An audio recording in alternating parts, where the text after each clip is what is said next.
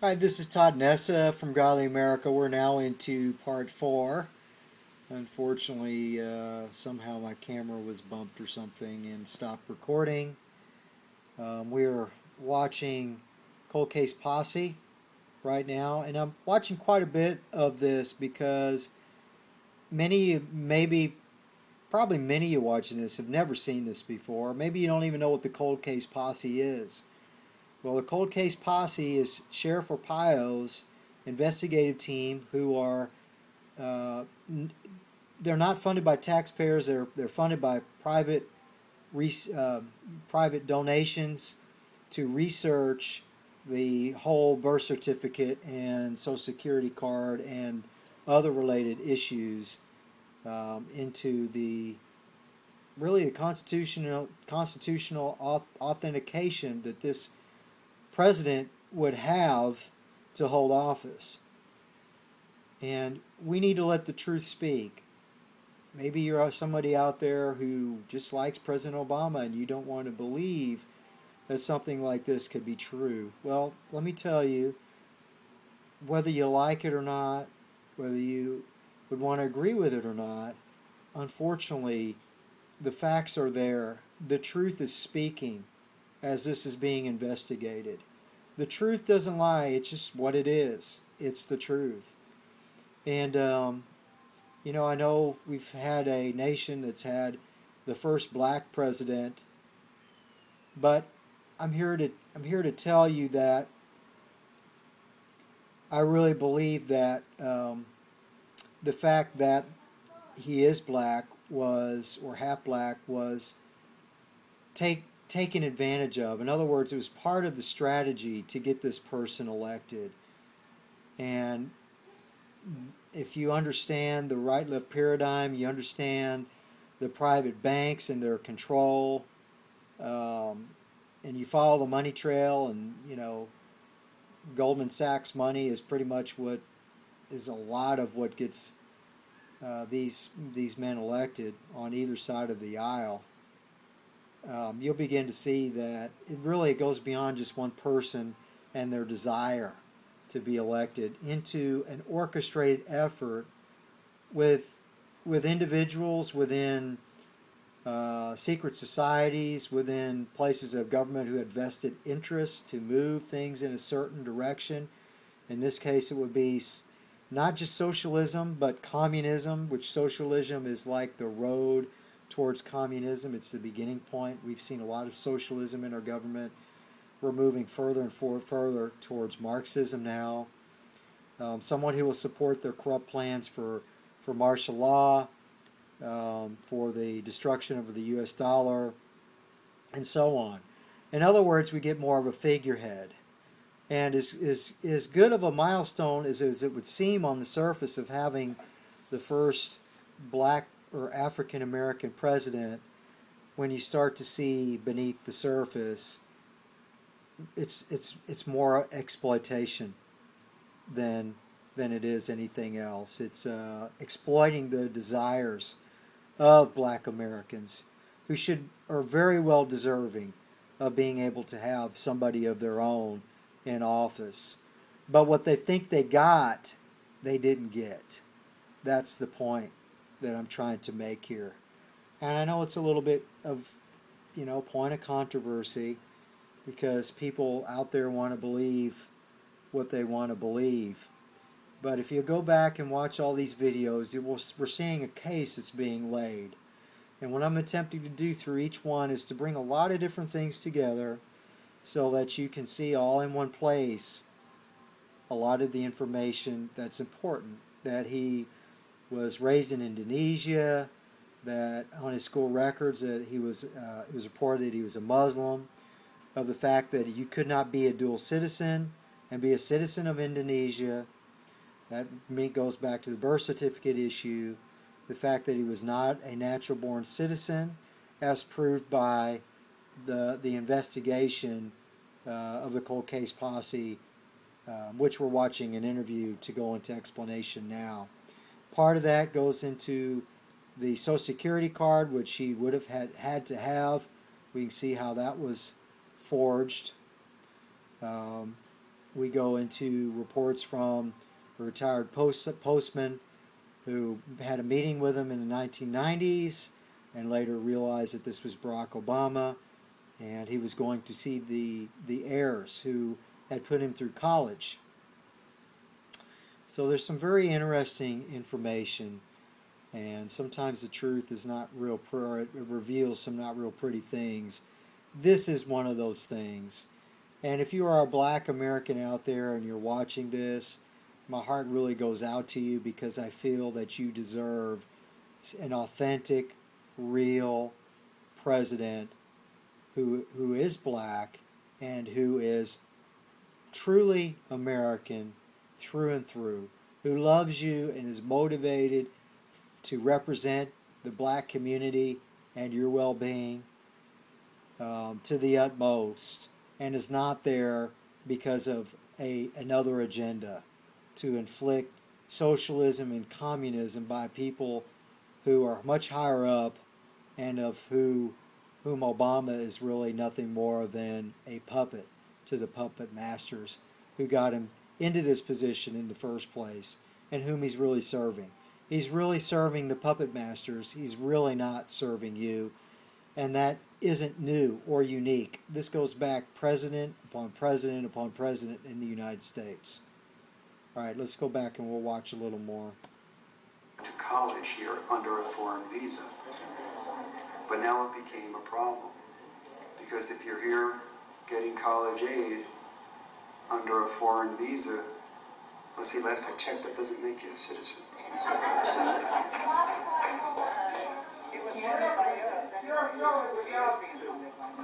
So going forward, that card carries penalties. 5 years in prison for failure to do so.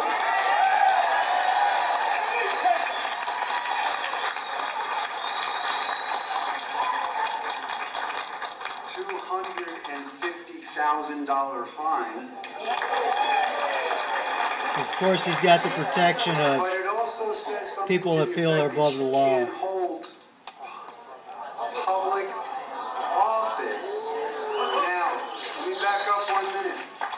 They're probably going to come out and say, but he's elected. Oh, well, you're getting a paycheck. It's public office. It's paid for out of your dollar. So that card to us, from our perspective, that card carries even further significance than the birth certificate. And let me explain to you why we believe that. There is no one in this room that can tell me, including myself, where, when, what time, and to whom I was born at or to. Your reason is you weren't cognizant of the event. You don't know where you are. Now, that being the case, how does somebody figure this out? Well, you have that little pesky thing called a birth certificate. But in 2000, the Inspector General wrote a second report on the rampant birth certificate fraud problem facing this country. And in the opening paragraphs of that report, he tells you that a birth certificate was merely instituted to record the event of a live birth. It's not to be used as a sole document to determine citizenship or identity. But the problem with a false birth certificate that gets passed off as real is it becomes what's called a breeder document. It breeds from itself legitimate documents: driver's license, social security cards, firearm permits, real estate licenses, passports, social security cards.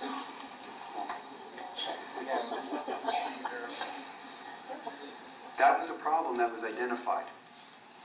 And I'm going to borrow, he's left, but I told Tom Valentine I was going to borrow the title of his book, O'Reilly.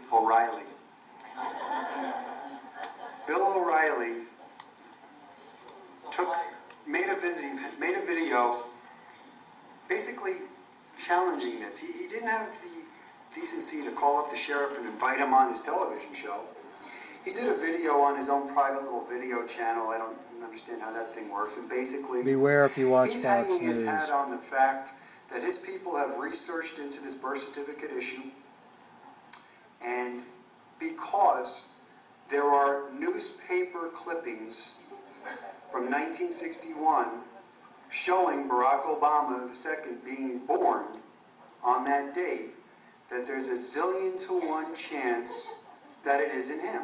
Therefore, he's taking a newspaper clipping saying that trumps the birth certificate that we just showed you. Oh, really, O'Reilly? I've got a news flash for you. I don't know who does your research, but I hope they do better for your show than they're doing on this issue. Because the fact of the matter is, in Hawaii, in their infinite wisdom, they allow the registrations of foreign-born individuals in that state, and they are issued certificates of live birth. We have over 1,000 of these that are, I believe, are Japanese citizens, that document exists.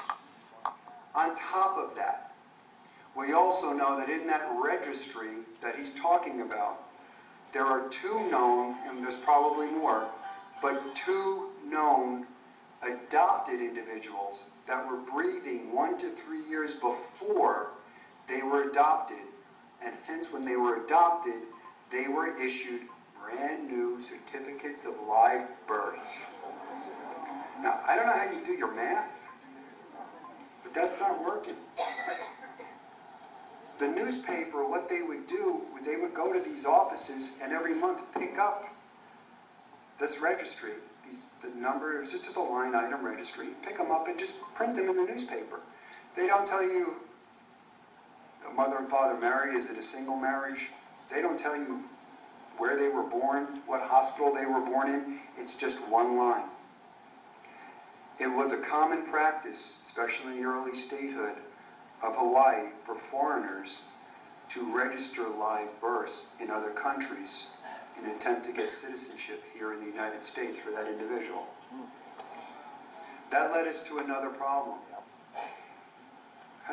Where do we go to find out anything about him? If he wasn't born here, what do we do?